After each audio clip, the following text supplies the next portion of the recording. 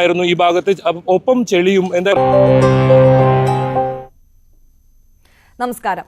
വളരെ വളരെ ഗൗരവമുള്ള ഒരു വിഷയമാണ് നമ്മൾ ഇന്ന് ചർച്ച ചെയ്യുന്നത്. ലഹരിക്കയത്തിനരികെ നിൽക്കുന്ന നമ്മുടെ കുട്ടികളെക്കുറിച്ച്. സ്കൂളുകളിലെ ലഹരി ഉപയോഗം തടയാൻ കർശന നടപടി സ്വീകരിക്കണമെന്ന് എക്സൈസ് കമ്മീഷണറുടെ സർക്കുലർ ഇന്ന് വന്നിരിക്കുകയാണ്.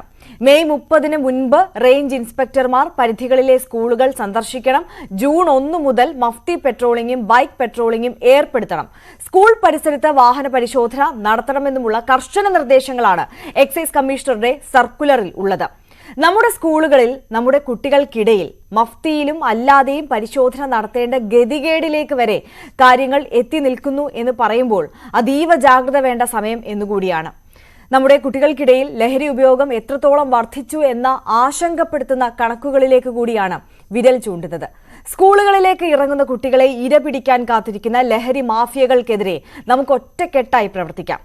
എങ്ങനെ തകർക്കണം ഈ ലഹരിക്കെണികൾ പരിശോധിക്കാം. എനിക്കൊപ്പം ചർച്ചയിൽ പങ്കുചേരുന്നു സൈക്കോളജിസ്റ്റും സൈക്കോ തെറാപ്പിസ്റ്റും സ്റ്റുഡൻസ് പോലീസ് കേരളയുടെ ഓൺലൈൻ കൗൺസിലിംഗ് പ്രോഗ്രാമായ ചിരിയുടെ ജില്ലാ സൈക്കോളജിസ്റ്റുമായ ഡോക്ടർ സുധാകരൻ കല്യാസ്, ഒപ്പം അധ്യാപകനും എഴുത്തുകാരനുമായ ജെഎം റഹീം, ഒപ്പം excise deputy commissioner Palakkad V Robert എന്നിവരാണ്.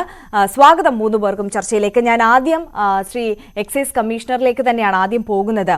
സർ, ഈ ലഹരി വിരുദ്ധ പരിപാടികളെല്ലാം വർഷം തോറും ചെയ്യാറുള്ളതാണ്. അത്തരത്തിലുള്ള ബോധവൽക്കരണ പ്രവർത്തനങ്ങളെല്ലാം എക്സൈസിന്റെ ഭാഗത്ത് നിന്ന് സ്കൂളുകൾ കേന്ദ്രീകരിച്ച് നടത്താറുള്ളതുമാണ്. പക്ഷേ ഇത്തവണ കുറച്ചധികം കടുപ്പിച്ച ചില നടപടികളിലേക്ക് കൂടി കടക്കുന്നു എന്ന് വേണം മനസ്സിലാക്കാൻ. ഈ ലഹരി മാഫിയകൾ അത്രത്തോളം കുട്ടികൾക്കിടയിൽ പിടിമുറുക്കുന്നു എന്നാണോ ഇതിൽ നിന്ന് മനസ്സിലാക്കേണ്ടത്? എങ്ങനെയാണ് ഇത്തവണത്തെ പ്രവർത്തനങ്ങൾ ക്രമീകരിച്ചിരിക്കുന്നത്? ഹലോ, നമസ്കാരം. നമസ്കാരം സാർ. അപ്പം എക്സൈസിനെ സംബന്ധിച്ച് പറയുകയാണെങ്കിൽ നമ്മുടെ ഗവൺമെന്റിന്റെ പ്രത്യേക നിർദ്ദേശപ്രകാരം ഇപ്രാവശ്യത്തെ പ്രവേശന ഉത്സവം അല്ലെങ്കിൽ സ്കൂളുകൾ കേന്ദ്രീകരിച്ച് കൂടുതൽ വിപുലമായ പരിപാടികൾ, കൂടുതൽ വിപുലമായ പരിശോധനകൾ നടത്താൻ വേണ്ടിയാണ് നിർദ്ദേശം ലഭിച്ചിരിക്കുന്നത്. അതിന്റെ അടിസ്ഥാനത്തിൽ എക്സൈസ് കമ്മീഷൻ നിർദ്ദേശപ്രകാരം എല്ലാ സ്ഥലങ്ങളിലും പ്രത്യേകിച്ച് പാലക്കാട് ജില്ലയിലും പരിശോധനകൾ ശക്തമാക്കാൻ തന്നെയാണ് തീരുമാനം. അതിന്റെ ഭാഗമായിട്ട് തുടക്കത്തിൽ പറഞ്ഞതുപോലെ തന്നെ കുട്ടികളുടെ സുരക്ഷിതത്വം എന്നുള്ളതാണ് പ്രധാനപ്പെട്ട അജണ്ട. അത് എത്തരത്തിലുള്ള സുരക്ഷിതത്വം എന്ന് പറയുമ്പോൾ ലഹരിക്ക് നിന്നും മുക്തമായ ഒരു ക്യാമ്പസ്, ഒരു സ്കൂൾ പരിസരം ഉണ്ടാക്കിയെടുക്കുക എന്നുള്ളത് തന്നെയാണ് ഏറ്റവും പ്രധാനപ്പെട്ട ഒരു ചുമതല. അതിന്റെ ഭാഗമായിട്ട് സാധ്യമായിട്ടുള്ള എല്ലാം നമ്മൾ ചെയ്യാൻ തയ്യാറായിരിക്കുകയാണ്. വിവിധ തലങ്ങളിലുള്ള മീറ്റിങ്ങുകൾ നമ്മൾ നടത്തി കഴിഞ്ഞു, നിർദ്ദേശങ്ങൾ എത്തിക്കഴിഞ്ഞു. ബഹുമാനപ്പെട്ട എക്സൈസ് കമ്മീഷണറുടെ തലങ്ങളിൽ നിന്നുള്ള നിർദ്ദേശങ്ങൾ നിലവിൽ തന്നെ എത്തിയിട്ടുണ്ട്. അത് പ്രകാരമുള്ള നടപടികളിലേക്ക് നമ്മൾ ജില്ലകളെല്ലാം തന്നെ, പ്രത്യേകിച്ചും പാലക്കാട് ജില്ല അതിന്റെ ഭാഗങ്ങളിലേക്ക് ഇറങ്ങിയിട്ടുണ്ട്. ഇന്ന് തന്നെ നമ്മുടെ വിമുക്തി കോർഡിനേറ്റർ അല്ലെങ്കിൽ ജില്ലയിലെ സ്കൂളുകൾക്കെല്ലാം ചുമതലയുള്ള, പാലക്കാട് ജില്ലയെ സംബന്ധിച്ച് 825 സ്കൂളുകളാണ് നിലവിലുള്ളത്. അത്തരം സ്കൂളുകൾ തന്നെ മിക്ക സ്കൂളുകളിലും ലഹരി വിരുദ്ധ ക്ലബ്ബുകൾ, അതായത് നമ്മുടെ ലഹരിക്കെതിരെ പ്രവർത്തിക്കാൻ വേണ്ടിയിട്ട് നമുക്ക് അക്സസ് കിട്ടാൻ വേണ്ടിയിട്ടുള്ള ഒരു സംവിധാനമാണ് ലഹരി വിരുദ്ധ ക്ലബ്ബുകൾ. ഈ സ്കൂളുകളെല്ലാം, മിക്ക സ്കൂളുകളിലും ലഹരി വിരുദ്ധ ക്ലബ്ബുകളുണ്ട്. അതോടൊപ്പം തന്നെ അവിടെ എല്ലാം പ്രോഗ്രാംസ് നടത്തി വരുന്ന സ്കൂളുകൾ തന്നെയാണ്. അതോടൊപ്പം അധ്യാപകർക്കും പല ഘട്ടങ്ങളും നമ്മൾ ട്രെയിനിങ് നൽകിയിട്ടുണ്ട്. ഇപ്രാവശ്യത്തെ പ്രത്യേകത നമുക്ക് നിർദ്ദേശം നൽകിയിരിക്കുന്നത്, ഈ സ്കൂളുമായിട്ട് ബന്ധപ്പെട്ട് വരുന്ന അവിടുത്തെ സ്റ്റാഫുകൾക്ക് ഇത്തരം കാര്യങ്ങളെ പറ്റി ഒരു അവബോധം ഉണ്ടാക്കുക. അതേപോലെ തന്നെ നോൺ ടീച്ചിങ് സ്റ്റാഫായിട്ടുള്ള ആൾക്കാർക്ക്, അതായത് ഡ്രൈവേഴ്സ് തുടങ്ങിയ ജോലികൾ ചെയ്യുന്ന ജീവനക്കാർക്ക് ആവശ്യമായ നിർദ്ദേശങ്ങളും സഹായങ്ങളും ഉപദേശങ്ങളും ഫോൺ നമ്പേഴ്സൊക്കെ കൊടുക്കുക. എന്തെങ്കിലും അസാധാരണമായ സംഭവങ്ങൾ ഞങ്ങളെ ബന്ധപ്പെടാനുള്ള നമ്പേഴ്സ് അവർക്ക് ഷെയർ ചെയ്യണം. അവർക്ക് ആവശ്യമായ ബോധവൽക്കരണം നൽകാൻ വേണ്ടിയുള്ള തീരുമാനം എടുത്തിട്ടുണ്ട്. അതോടൊപ്പം തന്നെ ഈ സ്കൂളിന്റെ പരിസര പ്രദേശങ്ങളുള്ള പ്രദേശം, അതൊരു വളരെ ഒരു ഫ്രജൈലായിട്ടുള്ള ഒരു ചുറ്റുപാടത്തുള്ള പ്രദേശം വളരെ പ്രധാനപ്പെട്ട ശ്രദ്ധിക്കേണ്ട ഒരു മേഖല തന്നെയാണ്. സ്കൂൾ സമീപങ്ങളിൽ കടകളുണ്ട്, അതോടൊപ്പം തന്നെ പരിസരവാസികളുണ്ട്, ഓട്ടോ ഡ്രൈവേഴ്സ് ഉണ്ട്, പലതരത്തിലുള്ള സഹായങ്ങളും എന്നാൽ ചില പ്രശ്നങ്ങളും ഉണ്ടാക്കാൻ സാധ്യതയുള്ള ആൾക്കാരുണ്ട്. അപ്പൊ അത്തരം ആൾക്കാരെ എക്സൈസുമായിട്ട് ബന്ധപ്പെട്ട് എങ്ങനെ പോസിറ്റീവാക്കി മാറ്റിയെടുക്കാം. അപ്പൊ ഡ്രൈവേഴ്സിനെ ഒരു കൂട്ടായ്മ നമ്മൾ ആലോചിക്കുന്നുണ്ട്. അവരിലെത്തി അവർക്ക് ആവശ്യമായ ഒരു ബോധവൽക്കരണമൊക്കെ നൽകി നമുക്ക് ബന്ധപ്പെടാൻ നമ്പേഴ്സ് കൊടുക്കണം. ഈ പുറമേ നിന്ന് വരുന്ന ചില പുതിയ ജനറേഷൻ കുട്ടികൾ, അപ്പൊ അവർ വന്ന് മറ്റു ചില ഉദ്ദേശങ്ങളുമായിട്ട് ലഹരിയുമായി ബന്ധപ്പെട്ട് വരുന്ന ആൾക്കാരെ തിരിച്ചറിയാൻ എങ്ങനെ കഴിയണം, അപ്പൊ അവരെ തിരിച്ചറിയാനുള്ള മാർഗങ്ങൾ എന്തെല്ലാമാണ്, അത് അവരിലെത്തിക്കണം. അതോടൊപ്പം തന്നെ ചില കടകളിലെങ്കിൽ ഈ പാൻമസാല പോലുള്ള ലഹരി വസ്തുക്കൾ അവർ വിൽപ്പന ചെയ്യുന്ന സംഭവങ്ങളുണ്ട്. അപ്പൊ അത്തരം കടകൾ നമ്മൾ ശക്തമായി നടപടി എടുത്തിട്ടുണ്ട്. കോട്ട്പാ നിയമപ്രകാരം കേസുകൾ എടുക്കുന്നുണ്ട്. അത്തരം കടകളിലെ ലൈസൻസ് റദ്ദ് ചെയ്യാൻ വേണ്ടി തദ്ദേശ സ്വയംഭരണ സ്ഥാപനങ്ങൾ നമ്മൾ നടപടിയെടുത്തിട്ടുണ്ട്. അതോടൊപ്പം തന്നെ ഇന്ന് മീറ്റിങ്ങുകൾ, പലതരത്തിലുള്ള മീറ്റിംഗ് നടന്നിട്ടുണ്ട്. ആ മീറ്റിങ്ങുകളുടെ നിർദ്ദേശം ഇത്തരം കടകളിലെ ഇത്തരം നിരന്തരമായി ഈ നിയമലംഘനം നടത്തുന്നവർക്കെതിരെ ഒരു പ്രിവെന്റീവ് ആക്ഷൻ എന്നുള്ള രീതിയിൽ നടപടിയെടുക്കാൻ വേണ്ടി പോലീസിലേക്ക് ഒരു നിർദ്ദേശം DIG തല മീറ്റിംഗിൽ നിന്ന് നടത്തുന്നുണ്ടായിരുന്നു. അപ്പൊ അതിലൊരു തീരുമാനം നിർദ്ദേശം കൊടുക്കാമെന്നുള്ളൊരു തീരുമാനം അതിലുണ്ടായിട്ടുണ്ട്. അതോടൊപ്പം തന്നെ സ്കൂൾ പ്രൊട്ടക്ഷൻ ഗ്രൂപ്പ് എന്ന് പറയുന്ന ഒരു കൂട്ടായ്മയുണ്ട്. അപ്പൊ സ്കൂളിന്റെ സംരക്ഷണം ആണ് പ്രധാനമായും അവരുടെ ഉദ്ദേശം. അത് ലഹരിക്കെതിരെയുള്ള സംരക്ഷണം, പ്രധാനമായ സംരക്ഷണം തന്നെയാണ്. അപ്പൊ ആ കൂട്ടായ്മയിൽ ഞങ്ങളുടെ ഒരു പ്രാതിനിധ്യം കൂടി, എക്സൈസിന്റെ പ്രാതിനിധ്യം ഉറപ്പാക്കുന്നുണ്ട്. അത്തരം ആൾക്കാരെ ബന്ധപ്പെട്ട് വാട്സപ്പ് കൂട്ടായ്മ പോലുള്ള കൂട്ടായ്മകളിൽ നമ്മളും അംഗങ്ങളായിക്കൊണ്ട് ഈ വിവരങ്ങൾ അതാത് സമയങ്ങളിൽ ഷെയർ ചെയ്യുന്നു. അപ്പൊ ഇതൊക്കെയാണ് പ്രാഥമികമായിട്ട് ചെയ്തു വരുന്ന കാര്യങ്ങൾ. ഇതോടൊപ്പം തന്നെ നമ്മുടെ സർവലൻസ്, ഈ സ്കൂൾ തുടങ്ങുന്ന ഒരാഴ്ച, ഈ വരുന്ന ആഴ്ചകളോടൊപ്പം തന്നെ നമ്മൾ തുടങ്ങിയാണ് പരിപാടികൾ. അപ്പൊ അത്തരം ദിവസങ്ങളിൽ സജീവമായ സാന്നിധ്യവും പട്രോളിങ്ങും സ്കൂൾ പ്രദേശങ്ങളിൽ തീർച്ചയായിട്ടും ഉണ്ടാകും. അതോടൊപ്പം തന്നെ ഈ ഇടവഴികൾ, ആൾക്കാർ ശ്രദ്ധിക്കപ്പെടാതെ പോകുന്ന സ്ഥലങ്ങൾ, കളിയിടങ്ങൾ, അപ്പോൾ മറ്റ് ഒറ്റപ്പെട്ട സ്ഥലങ്ങൾ തുടങ്ങിയ സ്ഥലങ്ങളിലൊക്കെ എക്സൈസിന്റെ മഫ്റ്റിയിലും യൂണിഫോമിലുമുള്ള നിരീക്ഷണം തീർച്ചയായിട്ടും ഉണ്ടാകും. നമ്മുടെ കുട്ടികളുടെ സുരക്ഷിതത്വം, ലഹരിക്കെതിരെയുള്ള ആ ഒരു ഉറപ്പ് നൽകൽ തീർച്ചയായിട്ടും വളരെ വലിയൊരു ഒരു ഇതായിട്ട് തന്നെയാണ് നമ്മൾ എടുത്തിരിക്കുന്നത്. അത്തരം കാര്യങ്ങൾ ഒരു വിട്ടുവീഴ്ചയും ഉണ്ടായില്ല, ഒരു കോംപ്രമൈസും ഉണ്ടാകില്ല. എക്സൈസിന്റെ ഭാഗത്തു നിന്നും വളരെ സജീവമായ ഇടപെടൽ ഈ ഒരു സ്കൂൾ തുറക്കലുമായി ബന്ധപ്പെട്ട് നിലവിൽ തന്നെ നമ്മൾ സജീവമാണ്. എല്ലാ കാര്യങ്ങളും ഇത് മുന്നിൽ കണ്ടുകൊണ്ട് നമ്മൾ ഇതിന്റെ നിർദ്ദേശങ്ങളൊക്കെ ഇപ്പൊ തന്നെ വന്നു കഴിഞ്ഞു. അപ്പോൾ ആ കാര്യങ്ങൾ കൂടുതൽ പ്രാധാന്യത്തോടുകൂടി ഇനി വരും ദിവസങ്ങൾ നടപ്പാക്കും. അത്തരം ഒരു സ്കൂളിൽ അധ്യാപകരുടെ ഒരു പ്രധാനപ്പെട്ട ഒരു മേഖലയാണ്. അധ്യാപകരെ നമ്മൾ കാണുന്നുണ്ട്. എല്ലാ സ്കൂളുകളിലേക്കും എക്സൈസിൽ ഉദ്യോഗസ്ഥന്മാർ നിലവിൽ നമ്മൾ പ്രത്യേകമായി ചുമതല നൽകി പോസ്റ്റ് ചെയ്തിട്ടുണ്ട് ഈ കാര്യങ്ങൾ നോക്കാനായിട്ട്. അവരുടെ ഒരു മീറ്റിംഗ് നമ്മൾ വിളിച്ചു ചേർത്തിട്ടുണ്ട്. അവരോട് കർശനമായ നിർദ്ദേശങ്ങൾ ഏത് തരത്തിൽ നടപ്പാക്കണം എന്നുള്ള കാര്യത്തെപ്പറ്റി പറഞ്ഞിട്ടുണ്ട്. അതിനൊരു നിർദ്ദേശങ്ങളിൽ മാത്രം ഒന്നുമില്ലാതെ സാന്നിധ്യം ഉണ്ടാവും, നമ്മുടെ പരിശോധന ഉണ്ടാവും, മേലുദ്യോഗസ്ഥന്മാരുടെ സഹിതമുള്ള ഉദ്യോഗസ്ഥരുടെ ഒരു ഉറപ്പ് ഈ കാര്യത്തിൽ, കുട്ടികളുടെ ലഹരിക്കെതിരെയുള്ള പോരാട്ടത്തിൽ എക്സൈസ് വകുപ്പിന്റെ ഒരു സജീവ സാന്നിധ്യവും പെട്രോളിങ്ങും ഉറപ്പാക്കുന്ന കാര്യത്തിൽ തീർച്ചയായും ഒരു ഇതുണ്ടാകും, സജീവമായ ശ്രദ്ധയുണ്ടാകും, കരുതലുണ്ടാകും എന്നുള്ള കാര്യമാണ് ഇത്തരത്തിൽ പറയാനുള്ളത്. മറ്റുള്ള നിർദ്ദേശങ്ങൾ അടുത്ത ദിവസങ്ങളിൽ തന്നെ ഒരു മീറ്റിംഗ് ഉണ്ട്. എക്സൈസ് കമ്മീഷണർ അദ്ദേഹത്തിന്റെ നേതൃത്വത്തിലുള്ള മീറ്റിംഗ് വരും ദിവസങ്ങളിലുമുണ്ട്. നാളെ ഒരു അടിയന്തര മീറ്റിംഗ് വെച്ചിട്ടുണ്ട്. അതിൽ വരുന്ന നിർദ്ദേശങ്ങളും തുടർന്നുള്ള പോസിറ്റീവായിട്ട് ഫലപ്രദമായി ഇതിനെ നമ്മൾ എങ്ങനെ ചെറുക്കാം എന്നുള്ള കാര്യത്തെപ്പറ്റി ഏത് തരത്തിലുള്ള നിർദ്ദേശങ്ങളും സജീവമായ നിർദ്ദേശങ്ങളും നമ്മൾ സ്വീകരിച്ചുകൊണ്ടായിരിക്കും. ഓരോ ജില്ലയ്ക്കും പ്രാദേശികമായ ചില വ്യത്യാസങ്ങളുമുണ്ട്. പാലക്കാട് ജില്ലയെ സംബന്ധിച്ചുള്ള വ്യത്യാസങ്ങൾ നമുക്കറിയാം. അട്ടപ്പാടി പോലുള്ള മേഖലയുണ്ട്. എന്നാൽ നമുക്ക് അല്ലാതെയുള്ള ചിറ്റൂർ പോലുള്ള സ്ഥലങ്ങളുണ്ട്, പാലക്കാട് ടൗണുണ്ട്, ഇങ്ങനെയുള്ള പല പ്രദേശങ്ങളുമുണ്ട്. ഈ പ്രദേശങ്ങളുടെ പ്രാദേശികമായിട്ടുള്ള ആവശ്യങ്ങൾ മനസ്സിലാക്കി അത്തരത്തിലുള്ള ഭേദഗതികളും ഈ നിർദ്ദേശത്തോടൊപ്പം തന്നെ നമ്മൾ ചെയ്യുമെന്നുള്ള കാര്യം കൂടി ഇത്തരത്തിൽ ഓർമ്മിപ്പിക്കുകയാണ്. തീർച്ചയായും വളരെ നന്ദി ശ്രീ വി റോബർട്ട് സർ, ഞങ്ങളോടൊപ്പം ചേർന്നതിനും ഇത്രയും കാര്യങ്ങൾ പങ്കുവച്ചതിനും. പാലക്കാട് എക്സൈസ് ഡെപ്യൂട്ടി കമ്മീഷണറാണ് നമുക്കൊപ്പം ചേർന്നത്. വളരെ ശക്തമായ കർശനമായ നടപടികളിലേക്ക് കടക്കുകയാണ് എക്സൈസ് വിഭാഗം. ഇപ്പോൾ ഡോക്ടർ സുധാകരൻ കല്യാസും ഒപ്പം JM റഹീം കൂടി നമുക്കൊപ്പം ചേരുന്നുണ്ട്. ഞാൻ ആദ്യം ഡോക്ടർ സുധാകരനിലേക്ക് പോവുകയാണ്. ഡോക്ടർ, താങ്കൾ ഡോക്ടറാണ്, അതോടൊപ്പം അതിനു മുമ്പ് അധ്യാപകനായി കൂടി സേവനം അനുഷ്ഠിച്ച ഒരു വ്യക്തി കൂടിയാണ്. ഇത്തരത്തിൽ താങ്കൾ അതുകൊണ്ട് തന്നെ സ്വാഭാവികമായും ഒരു അധ്യാപകൻ എന്നുള്ള നിലയിലും ഇപ്പോൾ സൈക്കോളജിസ്റ്റായിട്ട് വർക്ക് ചെയ്യുമ്പോഴും ഒരുപാട് കേസുകൾ ദിനം പ്രതി കാണുന്ന ഒരു വ്യക്തി കൂടിയിട്ടാണ്. ആശങ്കപ്പെടുത്തുന്ന തരത്തിലേക്ക് ഇത്തരത്തിൽ കുട്ടികൾക്കിടയിൽ ഈ ലഹരി ഉപയോഗം വർദ്ധിച്ചു വരുന്ന കണക്കുകൾ താങ്കൾ ദിനം പ്രതി കാണുന്നില്ലേ?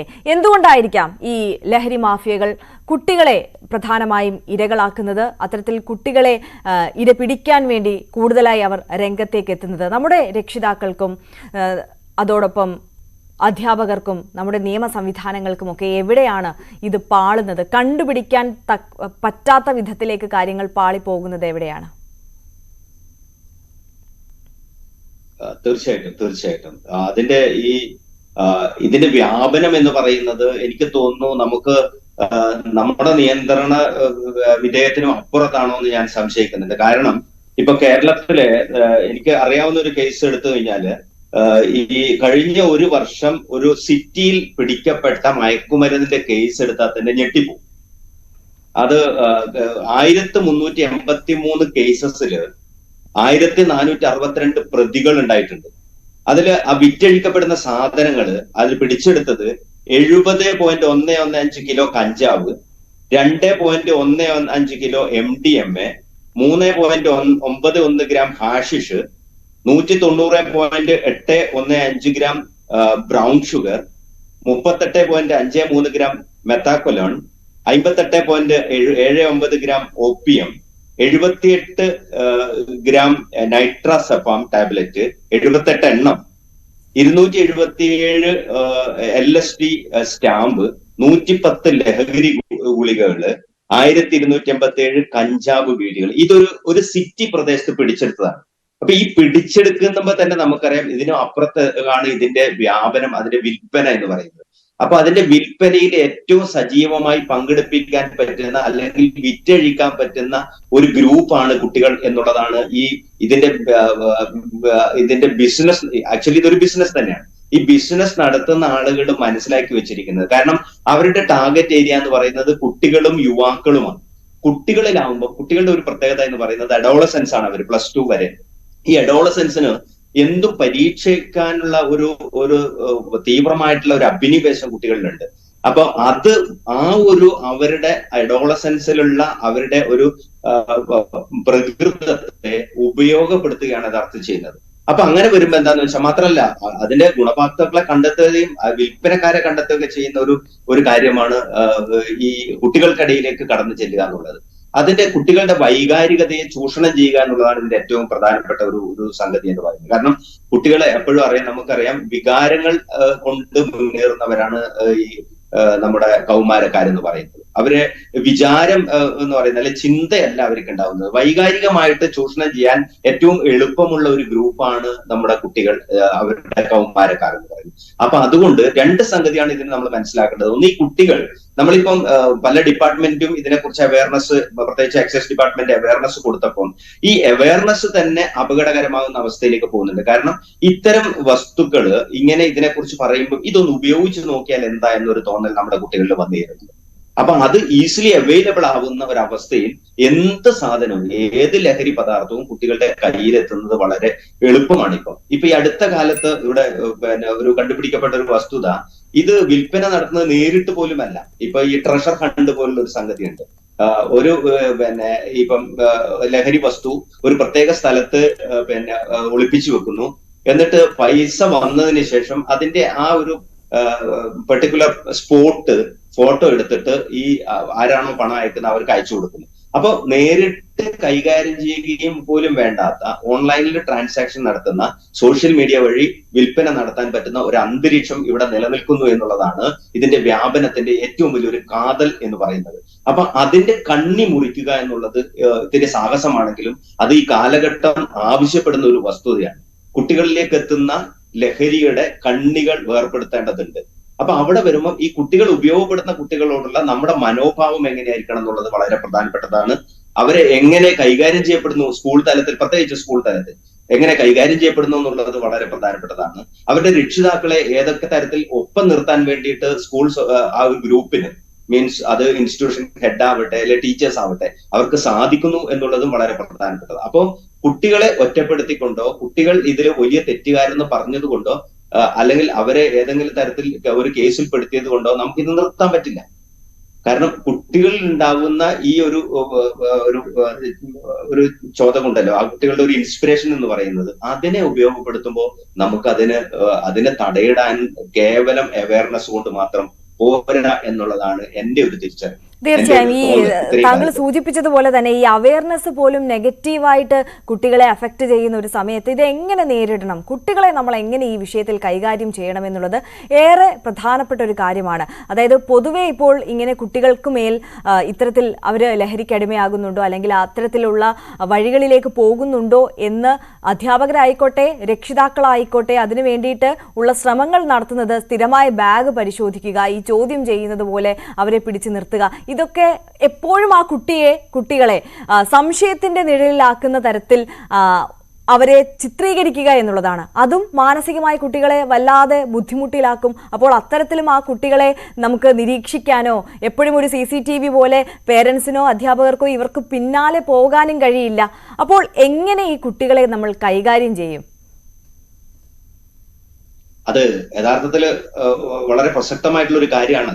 ഇപ്പൊ ഉണ്ടാവുന്ന ഒരു സംഗതി എന്താന്ന് പറഞ്ഞാല്, ഒന്നാമത്തെ ഒരു കാര്യം നമ്മൾ മനസ്സിലാക്കേണ്ടത്, ഈ കുട്ടികളിൽ ഒരാളോ ഒന്നോ രണ്ടോ മൂന്നോ പേര് അല്ലെങ്കിൽ ഒരു ഗ്രൂപ്പ് ഉപയോഗിക്കുമ്പോൾ ഒരിക്കലും സഹപാഠികള് ടീച്ചേഴ്സിന്റെ അടുത്ത് ഒറ്റുകൊടുക്കാൻ അല്ലെങ്കിൽ അതൊന്ന് അറിയിക്കാൻ വേണ്ടിയിട്ട് സന്നദ്ധരാവില്ല. കാരണം അവരുടെ ഇടയിൽ സൗഹൃദം എന്ന് പറഞ്ഞാൽ ഇപ്പം ചങ്സ് എന്ന് പറയുന്ന പോലെ, അല്ലെങ്കിൽ അത്രയും ബോണ്ടിങ് ഭയങ്കരമാണ്. അതുകൊണ്ട് ഒരിക്കലും അവര് കൂട്ടുകാരെ ഒറ്റിക്കൊടുക്കുന്നില്ല. ആക്ച്വലി അവർക്ക് അറിയാം ഇത് തെറ്റാണ്. പക്ഷെ കൂട്ടുകാരുടെ തെറ്റിനെ തെറ്റാണെന്ന് പറയാനുള്ള ഒരു ആർജവം അവര് ഒരിക്കലും ഉപയോഗപ്പെടുത്തുന്നില്ല. അത് ആ ഒരു കൗമാര കാലഘട്ടത്തിന്റെ ഒരു സവിശേഷതയാണ്. കാരണം ഫ്രണ്ട്ഷിപ്പിന്റെ ബോണ്ടിങ്ങിലാണ് അവരുടെ എല്ലാ കാര്യങ്ങളും മുന്നോട്ട് പോകുന്നത്. അപ്പൊ കുട്ടികൾക്കിടയിൽ നമുക്ക് അങ്ങനെ കണ്ടെത്തുക എന്നുള്ളത് ബുദ്ധിമുട്ടാണ്. രണ്ടാമത്തെ കാര്യം, ഇപ്പൊ നിലവിൽ എന്താ ചെയ്യുന്നത്? ഒരു കുട്ടി ഒന്നോ രണ്ടോ കുട്ടികൾ അങ്ങനെ ഏതെങ്കിലും തരത്തിൽ ഇപ്പൊ പറഞ്ഞതുപോലെ ബാഗ് പരിശോധിച്ചിട്ടോ ഏതെങ്കിലും തരത്തിൽ കണ്ടെത്തുന്നു എന്ന് വിചാരിക്കട്ടെ. ആ സ്കൂളിൽ ആ കുട്ടി പിന്നെ സ്റ്റാമ്പ് ചെയ്യപ്പെടുകയാണ്, അതായത് മാർക്ക് ചെയ്യപ്പെടുകയാണ്. ഈ കുട്ടി ഇതിനകത്തേക്ക് പോകുന്ന ഒരാളാണ്, ഈ കുട്ടി ലഹരി ഉപയോഗിക്കുന്ന ഒരാളാണ്. അത് കഴിയുന്നത്ര എനിക്ക് തോന്നുന്നു അധ്യാപകരുടെ ഇടയിൽ പോലും അത് കൃത്യമായിട്ട് ഹാൻഡിൽ ചെയ്യാൻ വേണ്ടിയിട്ട് സാധിക്കുന്നില്ല. അങ്ങനെ വരുമ്പോൾ കുട്ടികളെ സംബന്ധിച്ചിടത്തോളം ഇപ്പൊ എല്ലാവരും അറിഞ്ഞു, ഇനിയിപ്പോ എനിക്ക് എന്താ പേടിക്കാനുള്ളത് എന്ന് ഒരു സാധാരണീകരിക്കപ്പെടുന്ന ഒരു സംഭവത്തിലേക്ക്, ജനറലൈസ് ചെയ്യുന്ന ഒരു സംഗതിയിലേക്ക് ഇത് പോവുകയാണ്. കാരണം ഈ പ്രായത്തിൽ ഇങ്ങനെയൊക്കെ ഉണ്ടാവും. അപ്പൊ യഥാർത്ഥത്തിൽ കുട്ടികൾ ചെയ്യുന്നത് അവർ സാഹസികമായിട്ടുള്ള ഒരു പ്രവൃത്തി കൂടിയാണ്. കാരണം രക്ഷിതാക്കളെ ആവട്ടെ അധ്യാപകരാവട്ടെ അവരോട് ഏറ്റുമുട്ടാനുള്ള ഒരു സംഗതി കൂടിയാണ്. മറ്റൊന്ന്, ഈ സമയത്ത് അവർ അഭിമുഖീകരിക്കുന്ന ഒരുപാട് ഫ്രസ്ട്രേഷൻസ് എന്നോ അല്ലെങ്കിൽ അവരുടെ മാനസിക സംഘർഷങ്ങളുണ്ട്. അത് പഠന സംബന്ധമായതുണ്ട്, സാമ്പത്തികമായിട്ടുള്ളതുണ്ട്, ഗാർഹികമായിട്ടുള്ളത്, സാമൂഹികമായിട്ടുള്ളത്, പലതരത്തിലുള്ള സമ്മർദ്ദങ്ങളിലൂടെയാണ് ഈ കുട്ടികൾ കടന്നു പോകുന്നത്. അപ്പൊ ആക്ച്വലി എന്താണ് ഈ ഒരു കുട്ടി സ്പെസിഫിക് ആയിട്ട് ഒരു പ്രത്യേക ഒരു കുട്ടി ഇതിനകത്തേക്ക് വന്നു പോയത് അല്ലെങ്കിൽ ഒരു ഗ്രൂപ്പ് വന്നു പോയത് എന്ന് കണ്ടെത്തുന്നതിന് പകരം അവരെ കുറ്റവാളികൾ ആക്കാതിരുന്നാൽ തന്നെ ഇതൊരു പരിധിവരെ നമുക്ക് നിയന്ത്രിക്കാൻ പറ്റും. അവരെ ഒപ്പം നിർത്തുക. ആക്ച്വലി എന്താണ്, ഇവര് ഒരു തുടക്കക്കാർ മാത്രമാണ്. നമ്മുടെ കുട്ടികളൊക്കെ തന്നെ ഇപ്പൊ +2 വരെയുള്ള കുട്ടികൾ തുടക്കക്കാരാണ്. അത് കഴിഞ്ഞിട്ട് പോകുന്ന ഒരു വിഭാഗമുണ്ട്, നമ്മളത് കാണുന്നില്ല. ഇപ്പം നമ്മുടെ അന്യ സംസ്ഥാനങ്ങളൊക്കെ പോയി പഠിക്കുന്ന കുട്ടികൾ, നന്നായിട്ട് നമ്മുടെ നാട്ടിൽ നിന്ന് പഠിച്ചു പോയ കുട്ടികളൊക്കെ തന്നെ തീർത്തും ലഹരിക്ക് അടിമപ്പെട്ടു പോകുന്ന, അവർ തിരിച്ചു വരാൻ പറ്റാത്ത രീതിയിൽ ലഹരിക്ക് അടിമപ്പെട്ടു പോകുന്നു. കാരണം അവിടെ ഹോസ്റ്റലുകളിൽ PGകളിലൊക്കെ താമസിക്കുന്ന കുട്ടികൾ ആക്ച്വലി രക്ഷിതാക്കളിൽ നിന്നും അവരുടെ സൊസൈറ്റിയിൽ നിന്നൊക്കെ വേറിട്ട് നിൽക്കുമ്പോൾ ഒരു അതിര് കടന്ന സ്വാതന്ത്ര്യം അവർ ഉപയോഗപ്പെടുത്തുകയും അതിലേക്ക് വല്ലാണ്ട് പെട്ടുപോവുകയും ചെയ്യുന്ന ഒരു അവസ്ഥയുണ്ട്. അതിന് മുമ്പുള്ളതാണ് നമ്മുടെ +2 വരെയുള്ള കുട്ടികൾ. ഇപ്പൊ തീർച്ചയായിട്ടും എന്റെ ഒരു അഭിപ്രായത്തില് +2 വരെയുള്ള കുട്ടികൾ, അത് ആൺകുട്ടികളാവട്ടെ പെൺകുട്ടികളാവട്ടെ അവരെ നമുക്ക് ഒപ്പം നിർത്തിക്കൊണ്ട് തീർച്ചയായിട്ടും രക്ഷിച്ചെടുക്കാൻ കഴിയും. അതിന് കണ്ടെത്താനുള്ള ഒരു സംഗതി എന്ന് പറഞ്ഞാൽ ഇപ്പോഴും നമ്മുടെ ഒരു സപ്പോർട്ടിംഗ് ഗ്രൂപ്പ് എന്ന് പറയുന്ന സ്കൂളിനെ സംബന്ധിച്ചിടത്തോളം ദുർബലമാണ്. ഇപ്പൊ നേരത്തെ ഒരു ജാഗ്രതാ സമിതി എന്നൊക്കെ പറഞ്ഞിട്ടുണ്ടായിരുന്നെങ്കിൽ പോലും അതൊന്നും അത്ര സജീവമല്ല, അതൊന്നും അത്ര പ്രാക്ടിക്കലുമല്ല. കാരണം +2 തലത്തിൽ എപ്പോഴും ടീച്ചേഴ്സ് ശ്രദ്ധിക്കുന്നത് റിസൾട്ട് ഉണ്ടാക്കും. ഓക്കെ, തീർച്ചയായും താങ്കൾ സൂചിപ്പിച്ച ഒരു പ്രധാനപ്പെട്ട കാര്യം തന്നെയാണത്. ഈ അധ്യാപകർക്ക് തന്നെയാണ് പ്രധാനമായും ഈ ഒരു വിഷയത്തിൽ, കാരണം സ്കൂളുകൾ കേന്ദ്രീകരിച്ച് സ്കൂളിന്റെ പരിസരത്ത് ഒക്കെയാണ് ഇത്തരത്തിൽ കൂടുതലായിട്ടുള്ള ലഹരി സംഘങ്ങൾ എത്തുന്നത്. ഇവിടെ നിന്നാണ് കുട്ടികൾ ഈ മാഫിയയിലേക്ക്, ഈ റാക്കറ്റിലേക്കൊക്കെ വീണു പോകുന്നത്. അപ്പോൾ ഒരു അധ്യാപകൻ എന്നുള്ള നിലയിൽ ശ്രീ JM റഹീം, താങ്കൾ അധ്യാപകൻ മാത്രമല്ല ഈ മേഖലയിൽ പ്രവർത്തിക്കുന്ന ഒരു വ്യക്തി കൂടിയാണ്. ഈ അധ്യാപകർക്ക് ഇതിലുള്ള പങ്ക് ഞാൻ നേരത്തെ സൂചിപ്പിച്ചതുപോലെ തന്നെ വളരെ പ്രധാനപ്പെട്ടതാണ്. നമ്മുടെ കുട്ടികളെ എങ്ങനെ രക്ഷിച്ചെടുക്കാം? ഇപ്പൊ അധ്യാപകർക്ക് കുട്ടികളോടുള്ള സമീപനമൊക്കെ തന്നെയും ഒരുപാട് മാറിയിട്ടുണ്ട്. കുറെ കൂടിയൊക്കെ വളരെ ഫ്രണ്ട്ലി ആയിട്ട് അധ്യാപകർ ഇടപെടാൻ തുടങ്ങിയിട്ടുണ്ട്. എങ്കിൽ പോലും പലപ്പോഴും ഇത്തരം വിഷയങ്ങളിലൊക്കെ പാളിപ്പോകുന്ന കാഴ്ചകൾ നമ്മൾ കാണുന്നുണ്ട്. അതുകൊണ്ട് ചോദിക്കുകയാണ്, താങ്കൾ ഈ മേഖലയിൽ പ്രവർത്തിക്കുന്ന ആളുകൂടിയാണ് എന്നുള്ള നിലയിൽ എങ്ങനെ നമുക്ക് നമ്മുടെ കുട്ടികളെ സംരക്ഷിച്ചെടുക്കാൻ കഴിയും? ഇപ്പോൾ ഈ എക്സൈസ് വിഭാഗത്തിന്റെ ഭാഗത്തു നിന്നുണ്ടാകുന്ന ഈ മഫ്തിയിലുള്ള പെട്രോളിംഗ് അടക്കമുള്ള നടപടികൾ അത് എത്രത്തോളം ഫലപ്രദമാകുമെന്ന് കൂടി കരുതുന്നു? തീർച്ചയായിട്ടും കേൾക്കാൻ പറ്റുന്നുണ്ടല്ലോ? കേൾക്കാൻ പറ്റുന്നുണ്ട്, പറഞ്ഞോളൂ. തീർച്ചയായിട്ടും ഇപ്പം നേരത്തെ എക്സൈസ് വകുപ്പ് ഇന്നിപ്പോ രാവിലെ കൃത്യമായിട്ട് സർക്കുലർ ഇറക്കിയിട്ടുള്ളത് അത് കഴിഞ്ഞ ആഴ്ച തന്നെ സർക്കാർ തലത്തിൽ തന്നെ വന്നിട്ടുണ്ട്. സ്കൂൾ തുറക്കുന്നതിന് മുന്നോടിയായിട്ട് നല്ല മുന്നൊരുക്കങ്ങൾ നടത്തുന്നു എന്നുള്ളത് ഒരു വാസ്തവമാണ്, സന്തോഷമുള്ള കാര്യമാണ്. ഞങ്ങൾ അധ്യാപകരെ സംബന്ധിച്ചിടത്തോളം ഏറ്റവും സന്തോഷകരമായിട്ടുള്ള കാര്യമാണ്. നിയമപരമായിട്ടുള്ള ഒരു പിന്തുണ ഉണ്ടാവുക എന്നുള്ളത് പ്രധാനമാണ്. ഇതൊരു വിഷ്യ സർക്കിളാണ്. തീർച്ചയായിട്ടും നേരത്തെ ഇവിടെ ഡോക്ടർ സുധാര സാർ പറഞ്ഞതും നേരത്തെ സൂചിപ്പിച്ച കണക്കുകളൊക്കെ നമുക്ക് വളരെ വ്യക്തമാണ്. ഇന്ന് ഇപ്പൊ ലഹരി മാഫിയ എന്ന് പറയുന്നതും ലഹരിയുടെ ഉപയോഗം സ്കൂൾ കുട്ടികൾ അത് പ്രൈമറി തലത്തിൽ വരെ തുടങ്ങിയിട്ടുണ്ടെന്നുള്ളത് ഒരു വാസ്തവമായിട്ടുള്ള കാര്യമാണ്. അത് നമ്മൾ ആ യാഥാർത്ഥ്യങ്ങളോട് കണ്ണടച്ചിട്ട് കാര്യമില്ല. ഇപ്പൊ നമ്മളിപ്പം അതിന്റെ ഭാഗമായിട്ട് ഈ ഒരു വലിയൊരു സത്യത്തിന്റെ മുൻനിർത്തിക്കൊണ്ട് തന്നെയാണ് ഇപ്പൊ 17 വർഷങ്ങൾക്ക് ശേഷം ഇപ്പൊ കേരളത്തിലെ പാഠ്യപദ്ധതി പരിഷ്കരണ ഒരു റിപ്പോർട്ട് നമ്മൾ KCF എന്ന് പറഞ്ഞിട്ട് കേരള കരിക്കുലം ഫ്രെയിംവർക്ക് 2023 ഇപ്പോൾ വന്നു. അതിന്റെ ഭാഗമായിട്ടാണ് ഈ അധ്യാപക അവധിക്കാല ഇപ്പോ പരിശീലന പരിപാടി അധ്യാപക സംഗമങ്ങൾ നടന്നുകൊണ്ട് ഇരിക്കുകയാണ്. അപ്പൊ ഞാൻ അതിന്റെ ഭാഗമാണ്, അതിലൊരു RP ആയിട്ട് പ്രവർത്തിക്കുന്നുണ്ട്. ഇന്നും അതിന് അധ്യാപക പരിശീലനം കഴിഞ്ഞതാണ്. അതിൽ ഈ പാഠ്യപദ്ധതി പരിഷ്കരണത്തിൽ ഏറ്റവും കൂടുതൽ ഊന്നൽ കൊടുത്തിരിക്കുന്നത് അധ്യാപകരെ സംബന്ധിച്ചുള്ളത് ഈ ലഹരിക്കെതിരായിട്ടുള്ള പ്രവർത്തനങ്ങൾ സജീവമായിട്ട് ഇടപെടുവാനും മാത്രമല്ല സ്കൂൾ തലത്തില് നേരത്തെ സുധാകർ സാർ പറഞ്ഞതുപോലെ കുട്ടികളുടെ ഭാഗത്തുനിന്ന് കണ്ടുവരുന്ന ആ കുട്ടികളെ ഒപ്പം ചേർത്ത് നിർത്തി നമ്മളവിടെ അധ്യാപകരെ വിവക്ഷിക്കുന്നത് നമ്മളിപ്പോ മെന്റർ എന്നായിട്ടാണ്, കുട്ടികളുടെ മെന്ററായിട്ടാണ്, രക്ഷകർത്താക്കളായിട്ടാണ് അധ്യാപകർ വിവക്ഷിക്കുന്നത്. അപ്പൊ ഇത്തരത്തിലുള്ള ശീലങ്ങള് കുട്ടികൾ പല സാഹചര്യങ്ങളിൽ നിന്ന് വരുന്ന കുട്ടികളാണ്. കൂടുതൽ ഇപ്പൊ വീട്ടിലെ സാഹചര്യം ഒരു പ്രധാനമാണ്, രക്ഷിതാക്കളുടെ ലഹരി ഉപയോഗം ഒരു പ്രധാന വിഷയമാണ്. അതിൽ നിന്നും രക്ഷിതാക്കൾ മാറിക്കാൻ സാധിക്കും. ഇത് കണ്ടു വളർന്ന കുട്ടികൾ സ്കൂളിൽ വരുമ്പോൾ സ്വാഭാവികം ചെറിയ സ്കൂളിന്റെ പരിസരത്ത് അവൈലബിൾ ആയിട്ടുള്ള ഈ പറഞ്ഞ പൂളിലൊക്കെയാണ് തുടങ്ങുന്നത്. നമുക്കറിയാം അധ്യാപകൻ എന്നുള്ളത് നമുക്കറിയാം, പൂൾ പോലുള്ള ചെറിയ ലഹരികൾ തുടങ്ങി അത് വലിയ ലഹരിയിലേക്ക് പോകുന്നുണ്ട്. ഇവിടെയൊക്കെ നമുക്ക് കൃത്യമായ നിർദ്ദേശം നമ്മളിപ്പോ അധ്യാപകർ കൊടുക്കുന്ന പരിശീലനത്തിന്റെ തന്നെ കൃത്യമായ നിർദ്ദേശം ഇത്തരത്തിൽ കണ്ടെത്തി കഴിഞ്ഞാൽ ആ കുട്ടികളെ ഒരു കാരണവശാലും ഒറ്റപ്പെടുത്തരുത്. അത് കൃത്യമായി അവരെ കൂടെ നിർത്തിക്കൊണ്ട് ചേർത്ത് നിർത്തി അവരെ സൗഹൃദപരമായിട്ട് അവരെ കൂടെ നിർത്തി അതിന്റെ അടിസ്ഥാന കാരണങ്ങളെ കണ്ടെത്തി ഇല്ലായ്മ ചെയ്യാൻ വേണ്ടിയിട്ട് എക്സൈസ് വകുപ്പിനെയും പോലീസ് വകുപ്പിൽ നമുക്ക് അധ്യാപകർക്ക് രക്ഷിതാക്കൾക്ക് ബന്ധപ്പെട്ട യോദ്ധാവ് പോലുള്ള വാട്സപ്പ് ഗ്രൂപ്പുകൾ അതുപോലെ അത്തരത്തിലുള്ള കൃത്യമായിട്ടുള്ള ഇടപെടൽ അവർ സഹകരണം വരുന്നുണ്ട്. പക്ഷെ ഇപ്പൊ നമ്മളിപ്പോ അധ്യാപക പരിശീലനം വന്നപ്പോഴത്തേക്കും പല അധ്യാപകരിൽ നിന്നും കിട്ടുന്ന പരാതികൾ നമുക്ക് ഈ വിഷയത്തിൽ എന്ത് ചെയ്യാമെന്നുള്ളത് നമുക്ക് ഒരു സെഷൻ തന്നെ നമ്മൾ ഈ 5 ദിവസത്തെ ഈ അവധിക്കാല അധ്യാപക പരിശീലനത്തിൽ ഒരു സെഷൻ പൂർണ്ണമായിട്ടും ലഹരി വിരുദ്ധ പ്രവർത്തനങ്ങൾ ലഹരിക്കെതിരായിട്ടുള്ള രക്ഷകർത്താക്കളെ ബോധവൽക്കരിക്കുക, അതോടൊപ്പം കുട്ടികളെ ഇതിൽ നിന്ന് മാറ്റാൻ അന്തരീക്ഷം എന്ത് ചെയ്യാമെന്നുള്ളതാണ്. പക്ഷെ അവിടെയൊക്കെ ഇപ്പൊ നമ്മൾ ചർച്ച ചെയ്തപ്പോൾ കഴിഞ്ഞ ആഴ്ചയൊക്കെ ക്ലാസ്സുകൾ എടുക്കുമ്പോൾ നമ്മൾ അധ്യാപകരിൽ നിന്ന് കിട്ടുന്ന ഫീഡ്ബാക്ക് പലപ്പോഴും ഇപ്പൊ കഴിഞ്ഞ ദിവസം ഒരു അധ്യാപിക എന്നോട് പറഞ്ഞതാണ്, നമ്മുടെ പരസ്യമായിട്ട് നമ്മുടെ ചർച്ചയിൽ ഗ്രൂപ്പ് ചർച്ച പറഞ്ഞതാണ്, ഒരിക്കലും ഒരു ഭാഗത്ത് ഏത് ഭാഗം ഞാനിപ്പോ അത് സൂചിപ്പിക്കുന്നില്ല, ഒരു എക്സൈസ് ഉദ്യോഗസ്ഥൻ പറഞ്ഞത് കുട്ടിയുടെ ഭാഗത്തുനിന്ന് കഞ്ചാവല്ല കണ്ടുപിടിച്ച കുട്ടികളെ മുതിർന്നവരെ അതായത് കുട്ടിക്ക് സപ്ലൈ ചെയ്യുന്ന മുതിർന്ന 1-2 മാഫിയകൾ കണ്ടപ്പോൾ അദ്ദേഹം പറഞ്ഞത് 1 കിലോ കഞ്ചാവ് പിടിച്ചാൽ മാത്രമേ ശിക്ഷിക്കാൻ കഴിയുകയുള്ളൂ, അല്ലാതെ ശിക്ഷിക്കാൻ കഴിയില്ല. നിയമങ്ങൾ കുറവാണോ എന്നുള്ള ആശങ്ക അധ്യാപകർക്കുണ്ട്. കാരണം ഇത്തരത്തിലുള്ള ശിക്ഷകൾ ഇപ്പോൾ ലഹരിയുടെ കാര്യങ്ങൾ പൂളായാലും മറ്റു കാര്യങ്ങൾ സ്കൂൾ പരിസരത്ത് കടകളെ വിൽപ്പന നടക്കുന്ന ആൾക്കാരിൽ നിന്ന് കണ്ടു കിട്ടിയാൽ അവരെ ഒരു പെറ്റിയടിച്ച് 200-500 പെറ്റിയടിച്ച് അവർ വീണ്ടും വിടുന്നു. അത് പിന്നീട് അതും വിൽപ്പന വീണ്ടും ആ പരിസരം സ്കൂൾ പരിസരത്തിൽ ആ വിൽപ്പന വ്യാപകമാക്കുന്നു. ഇതിന്റെ അവൈലബിൾ ഇല്ലാതാക്കുവാനും നിയമം കർശനമാക്കുവാനും പോലീസ് വകുപ്പ് കുറച്ചും കൂടി ഇപ്പം കൃത്യമായ മുന്നൊരുക്കം നടക്കുന്നുണ്ട്.